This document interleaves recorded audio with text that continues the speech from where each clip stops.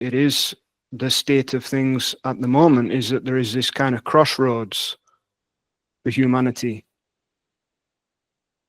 between the natural and the artificial, between technology and the natural intelligence of life itself, which really is that oneness. And so there's a philosophy of transhumanism as a solution to enhance the human condition, and that is promoted as a way to go beyond physical and mental limitations. And so as we see the rise of AI and technology, augmented reality, very soon, very real virtual reality, as all of those things become integrated and start to permeate every area of society and the system, which seems to be happening at a rapid pace, there's always the danger of a kind of prison being erected out of that. And like all these things, like all of technology, it is really just a tool. And it is how that tool is used that will determine the effect of that tool. Whether or not the tool becomes something that enslaves, or whether it becomes something that can support freedom. But in the transhuman idea, the idea is that actually the technology is something that should be depended upon. So you have this idea of the oneness and the singularity. You have people like Ray Kurzweil, who is a futurist, who predicted the smartphone, predicted the internet and AI. And for a long time, he's been predicting what he calls the singularity, which is this idea that humans will merge with machines, with AI, and essentially that will do all the thinking. And that's promoted as a good idea. That's promoted as a solution for human enhancement, and promoted in a way that sells you the idea of becoming more powerful, more intelligent, more capable, when really there is a tremendous danger in that. There is the potential to become even more disconnected from the oneness, which in many ways, of course, has already happened. People think artificial intelligence is something very new, but actually people have been operating through artificial intelligence for a long time. That artificial intelligence is language, memory, thought. Language is a man-made artificial construct. Very useful to communicate, essential to communicate as we are doing right now. But when the language, when the words, when the concepts are taken to be life itself, then the oneness becomes obscured. And so in many ways, humanity has already been operating through this artificial intelligence, because this is the dreamlike story that most beings live in. The story of themselves, the story of being a separate person that is lacking something, that has personal control, and that is operating in time. A sense of separation, a sense of apartness from life. And it is from that that limitation comes and is experienced. It is from that that there is unhappiness and suffering, because the moment you are fragmented from the whole, then that is the fall from grace. That is the knowledge of good and evil. This technology, if used in the right way, can support if it is secondary, not primary. But the philosophy of transhumanism is to make it something that is primary. And humanity is racing towards that result. And so you could say more than ever that it's so important to be aware of this and to look at the difference between the natural intelligence and the artificial, between the oneness and this idea of the singularity. And so the tragedy to me would be that not only would one lose the connection with the source of what they are, with reality as it is, if one goes into the singularity and merges with this technology, but also that humans would not even have tasted the true potential that is possible when they are aligned with the oneness, with that natural intelligence. We've had glimpses of this.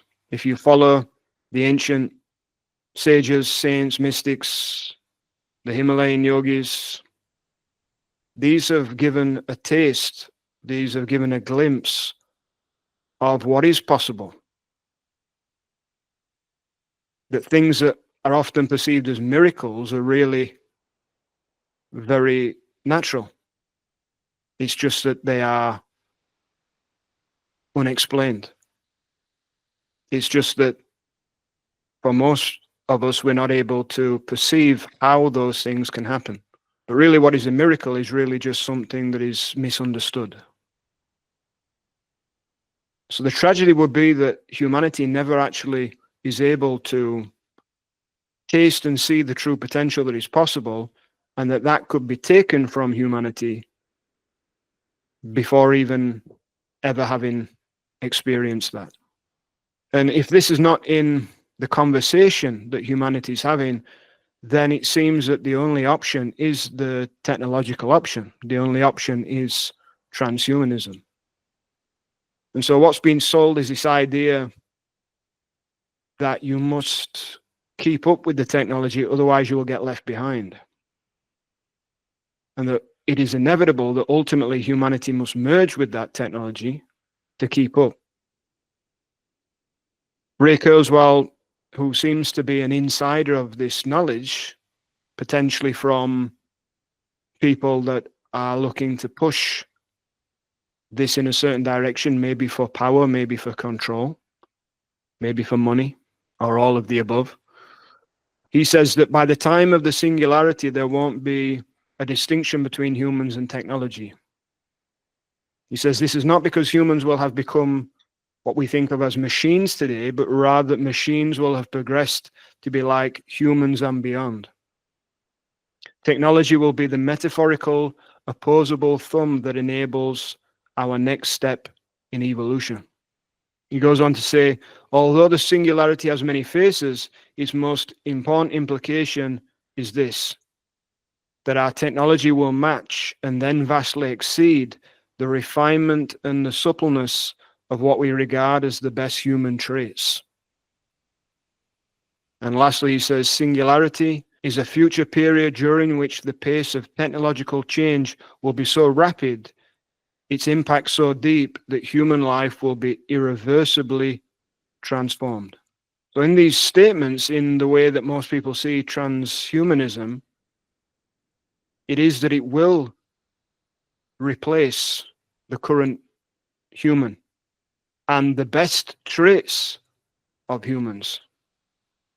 And that then it will be that humanity will be irreversibly transformed. In other words, there will be no going back. So really it is a crossroads, a very crucial crossroads of what humanity chooses, which of course begins and really ends with you, with what you choose, because you are the one. There is only the one, there is only the oneness. So transhumanism is really the belief in enhancing the human condition and breaking the physical and mental limitations through new and future technologies. But ultimately, it cannot be that way, because only a holistic way is possible to transcend any physical or mental limitations. This is because there is a dimension of being within everyone that is beyond the mental and the physical, the very source of what you are. That source is within you right now. If we can try this little exercise, just as you're listening to these words, turn your attention towards the one who's listening, to the listener. And to notice this listener that is listening. Not the conversation in the mind, not the thoughts that are saying, I agree or I disagree. Just that pure listener. A silent listener. That pure silent listener is the source of what you are. That is forever always present, always here, always now, eternal, timeless. And it is deeper than the body and the mind. It is deeper than the circumstances and the events. And of course, it is deeper than any technology.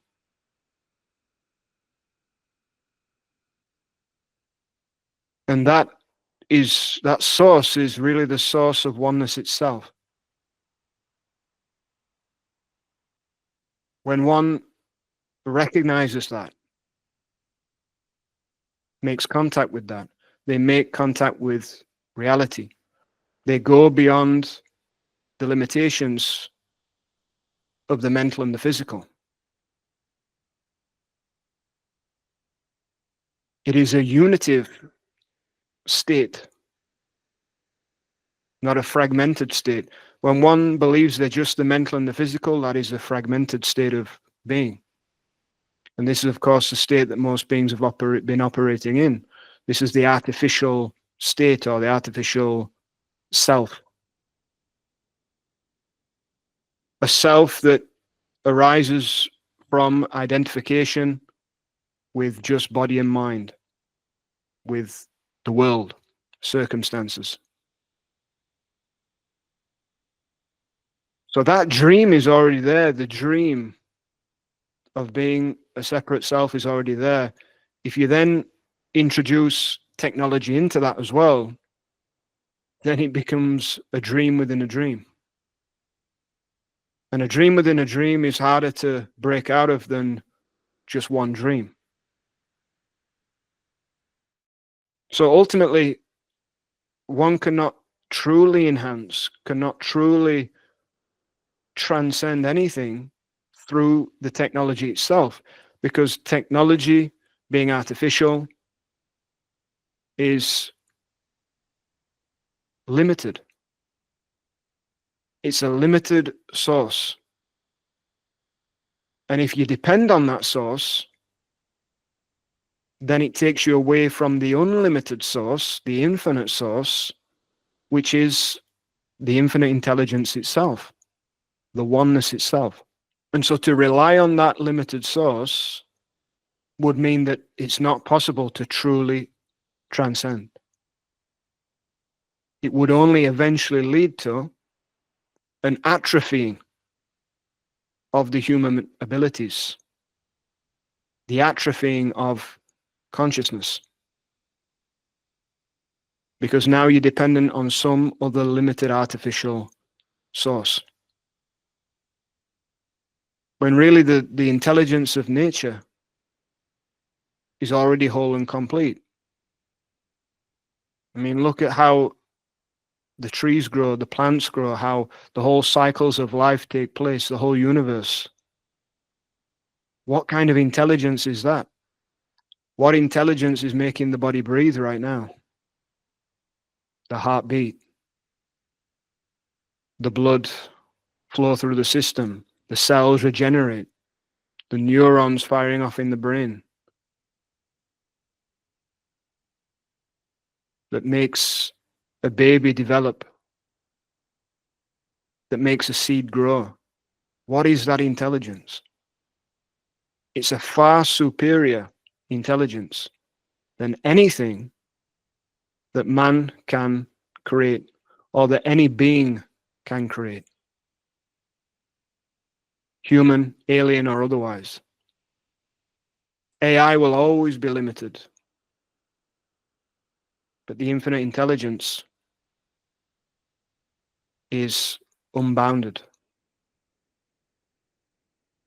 and is already perfectly functioning. So that must be the source of all true enhancement, breaking of limitations, transcendence. And I would actually say that if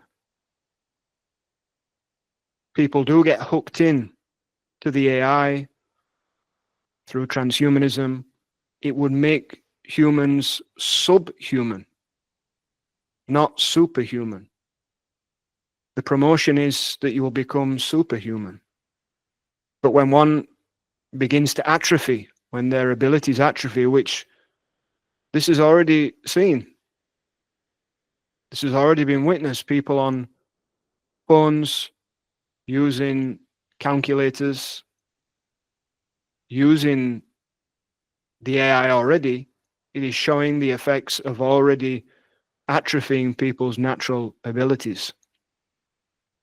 And so if you put technology within the body and it becomes even more intimately connected, a chip in the body, a chip in the brain, which is being talked about, which has already been done, which many people have already done, then how much more would a being atrophy from that ability? And then in atrophying, how reliant, how dependent would they become on that technology, to the point where all the thinking is being done by AI,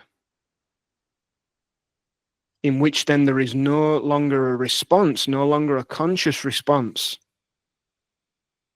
Instead, everything becomes a reaction. This is not unfamiliar because through the artificial self, everything is already a reaction. When one lives through that story, through their programming, their conditioning, the habitual thought patterns, these are things that have all been passed on. These are things that have all been collected. To the point where people think that they are their own thoughts, that they are the mind, they are the thoughts. And in thinking they are the thoughts, when those thoughts come, when there is a stimulus, there is a reaction. And so they automatically react. This is the way of a robot, isn't it? A robot, you press a button. A robot, you put information in and it does that task. But in the natural intelligence, in the source of your being, there is an organic response. And when you follow that, when you live from that, everything is pure. What comes out is pure, is spontaneous. It's coming from an aligned state, a unified state.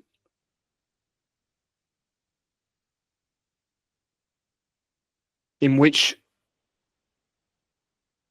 the action that comes, the inspiration that comes, is always in alignment with the totality, will always lead in the direction that is the best for the whole, for the one.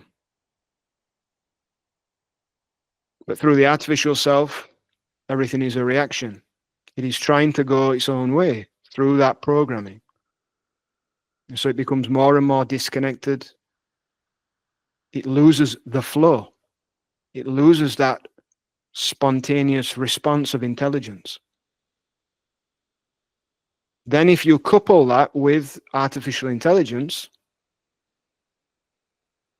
then you have something completely even more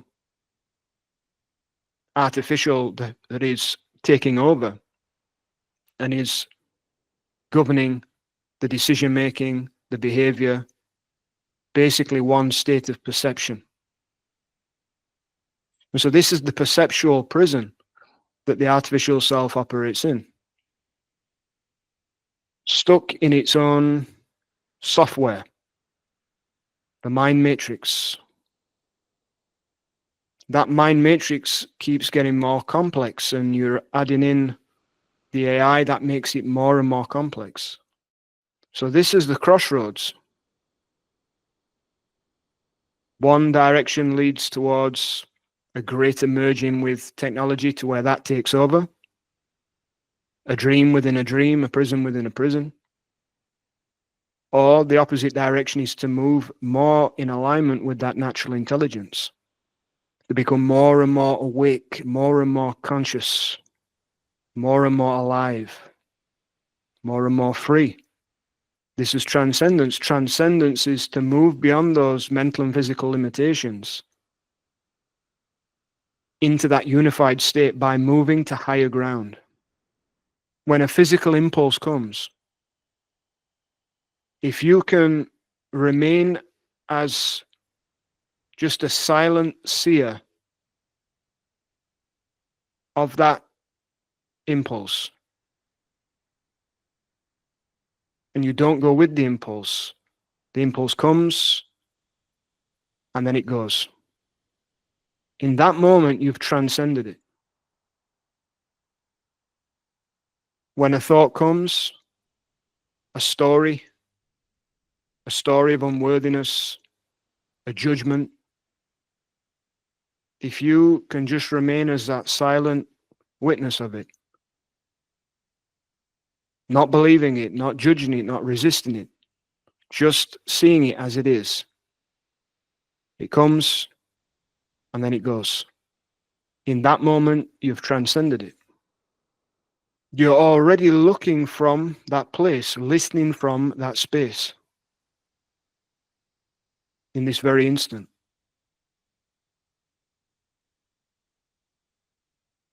And so you could say from that view that you are already instantly transcendent. The nature of the one is both transcendent and immanent, which means it is both beyond and it is all that is taking place. That is the non-duality of that oneness. So what is this transcendence like? How can we view it, these layers? It's like water, liquid. The three states: ice, water, gas. The physical state can be very rigid. It's more dense, more solid, like ice. You apply some heat to the ice becomes water. The water then is more fluid, not as dense. In being more fluid, it has less rigidity to it. It's more flexible. This is like the nature of mind. Mind can be more flexible, more fluid than the physical. But gas, when you heat the water, it becomes gas. Gas can move almost everywhere. It's very subtle. And so it is even more flexible, even more adaptive. In the same way, this is the source of your nature. That silent seer, listener, sensing of the body, of the thoughts, of the mind, is that more subtle level within yourself. And so when you shift to that place, in that space, you are unaffected. The things that can affect the body cannot affect you. The things that can affect the mind cannot affect you. What a freedom. What a freedom when you recognize that you are in that space. But if you think you're the body, if you think you're the mind, if you think you're the circumstances, then you seem to get affected by everything.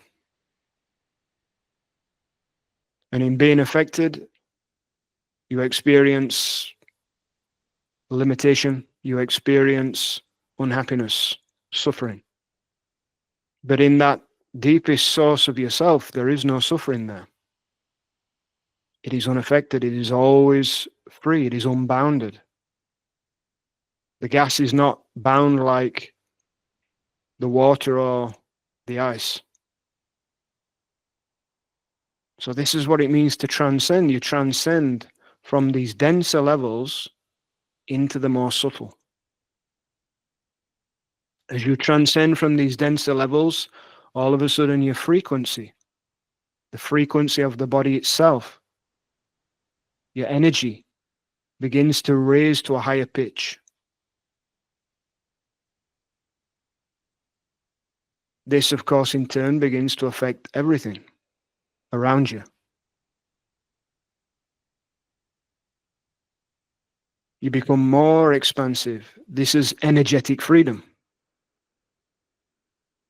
But the more one goes into the artificial, into the technological, the more that takes over, the more you become dependent on that, the more that your attention is on that, it pulls you in to more denser, rigid, limited states that will control you. And whoever controls those things can then, in effect, control you.